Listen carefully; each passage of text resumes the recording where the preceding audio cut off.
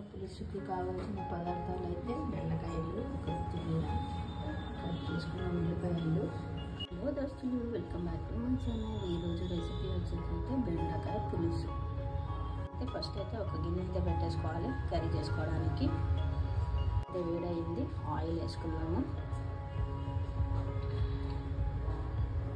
మనకి ఎంత ఆయిల్ సరిపోద్దో కర్రీకి అంత ఆయిల్ వేసుకోవాలి. చూద్దాం ఒకసారి. అయితే ఆయిల్ అయితే వేడెక్కుతుంది. అయితే పచ్చిమిర్చికాయలు అయితే వేస్తున్నాము. పచ్చిమిర్చి వేసాము.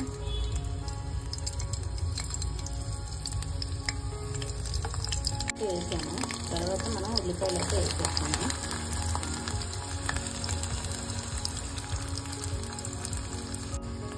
ఉల్లిపాయలు అయితే వేగుతున్నాము.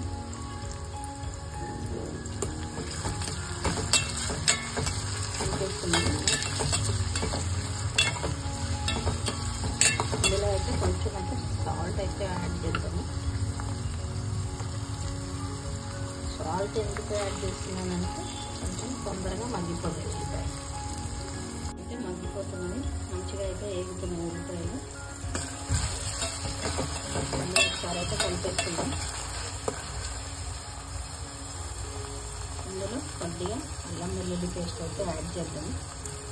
ఇది కూడా కొంచెం పచ్చి వాసన వెళ్ళేంత వరకు అయితే ఒక 5 minutes అయితే ఫ్రై చేసుకోవాలి.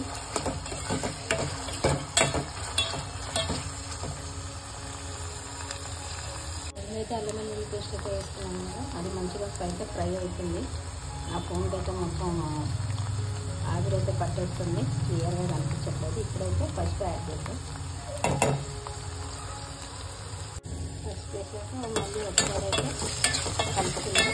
ఇలా పచ్చిగా పచ్చివాసన అయితే పోవాలి. ఒక నిమిషం ఫ్రై చేసుకున్న తర్వాత మనం బెండకాయలు అయితే వేసేస్తాం. అయితే ఇప్పుడు బెండకాయలు అయితే యాడ్ చేసేసుకుంటున్నాం. ఉల్లిపాయలు, అల్లం వెల్లుల్లి పేస్ట్, పసుపు మంచిగా అయితే మగ్గింది. బ్రౌనిష్ కలర్ అయితే వచ్చేసింది. ఇప్పుడు బెండకాయలు యాడ్ చేసుకొని ఇవి కూడా ఒక 5 minutes అనేది మనం ఫ్రై చేసుకుందాం. బెండకాయలు అయితే వేసేసుకున్నా, మంచిగా అయితే కలిపేసిన ఒక 5 minutes అయితే మంచిగా వేయగలుగుతాం. మూత పెట్టేసి మనమైతే ముందే చింతపండు అయితే నానబెట్టేసుకున్నాము. బెండకాయలు అయితే ఫ్రై అవుతున్నాయి కదా, మంచిగా మగ్గిన తర్వాత మనం నెక్స్ట్ ఏం వేయాలి ఇంగ్రీడియంట్స్ చూద్దాము. మనం ఇప్పుడు బెండకాయలు అయితే బెండకాయలు అయితే ఫ్రై అయింది మంచిగా. ఇప్పుడైతే మనం కారం యాడ్ చేసుకున్నాం. కారం అయితే యాడ్ చేసేస్తున్నాను. ఇప్పుడు మనకి ఎంత కారం తింటామో అంత కారం అయితే యాడ్ చేసుకోవాలి. నేనైతే టీ స్పూన్ తోటి 1.5 స్పూన్ అయితే వేసాను. మాకైతే సరిపోద్ది. కలుపుకుందాం.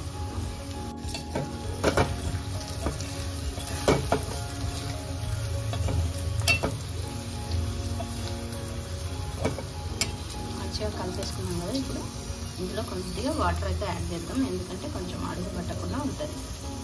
వాటర్ అయితే యాడ్ చేస్తున్నాను నేను.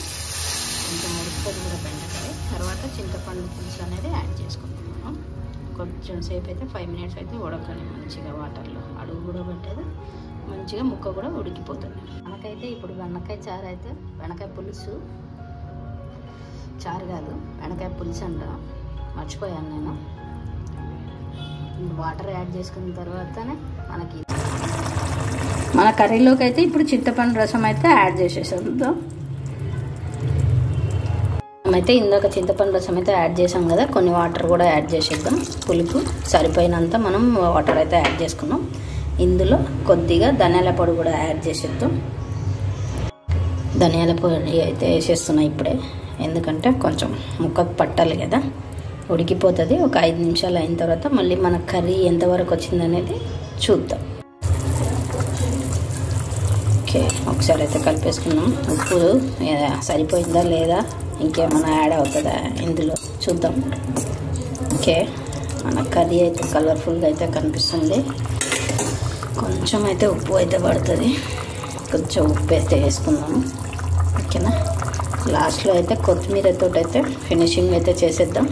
మనకు కొత్తిమీర అయితే యాడ్ అవుతుంది. ఓకేనా. మన కర్రీ అయితే ఓకే అయిపోయినట్టే. ఓకేనా.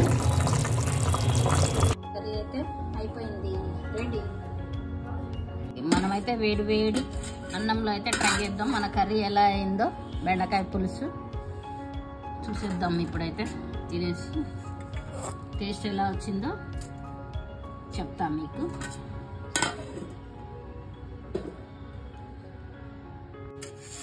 ఇప్పుడే వేడి వేడి అన్నము కర్రీ లంచ్ టైం అయితే అయ్యింది. ఓకే, మన కర్రీ చూడండి లాస్ట్ ఎలా కనిపిస్తుందో. టేస్ట్ కూడా చూద్దాం.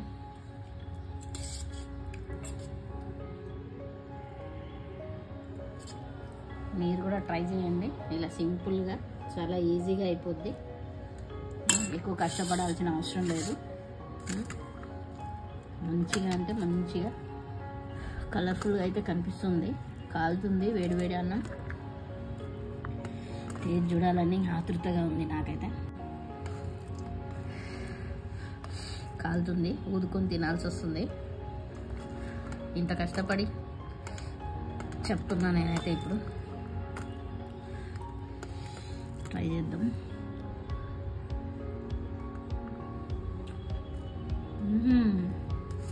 వావ్, చాలా అంటే చాలా బాగా వచ్చింది.